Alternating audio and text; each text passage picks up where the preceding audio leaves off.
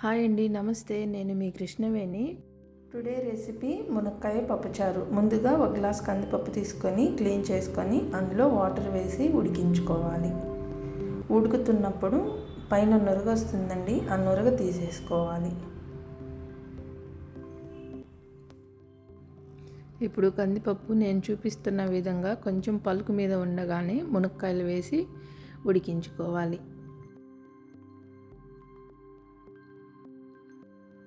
మునక్కాయలు ఉడుకుతుండగా పచ్చిమిర్చి, ఆనియన్స్ వేసుకోవాలి. అందులోనే ఒక 3 టమాటోలు కూడా వేసుకోవాలి.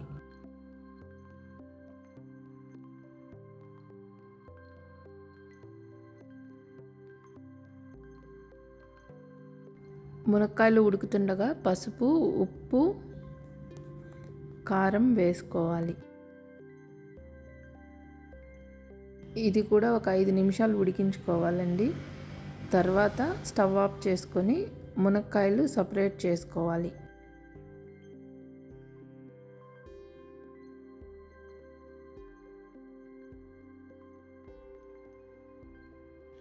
ఇప్పుడు పప్పుని బాగా మెదుపుకోవాలి.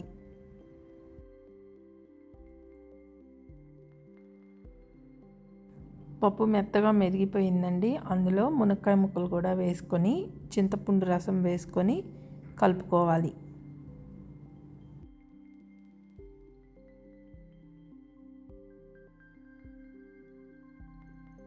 ఇప్పుడు ఒక కడాయి తీసుకొని అందులో ఆయిల్ వేసి వేడి చేసుకోవాలి. అందులో ఆవాలు, జీలకర్ర, మినప్పప్పు, పచ్చెనగపప్పు, ఎండుమిర్చి, వెల్లుల్లి రెబ్బలు వేసి ఫ్రై చేసుకోవాలి. అందులోనే ఆనియన్స్ కూడా వేసుకొని ఫ్రై చేసుకోవాలి. ఆనియన్స్ కూడా ఫ్రై అయ్యాక అందులో ఇంగువ, కరివేపాకు వేసి ఫ్రై చేసుకోవాలి. అన్నీ వేగిన తర్వాత మనం తయారు చేసుకున్న పప్పుచారుని కూడా వేసుకొని ఒక 5 నిమిషాలు బాగా మరిగించుకోవాలి. పప్పుచారు ఎంత ఉడికితే అంత టేస్ట్ ఉంటుందండి.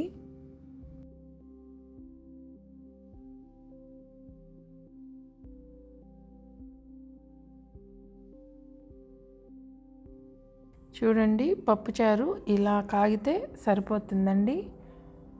ఇలా మరిగిన పప్పుచారుని సర్వ్ చేసుకోండి. ఎప్పుడు మనం కుక్కర్లోనే చేస్తాం కదండి, ఒక్కసారి ఇలా ట్రై చేయండి. టేస్ట్ మాత్రం చాలా చాలా బాగుంటుంది.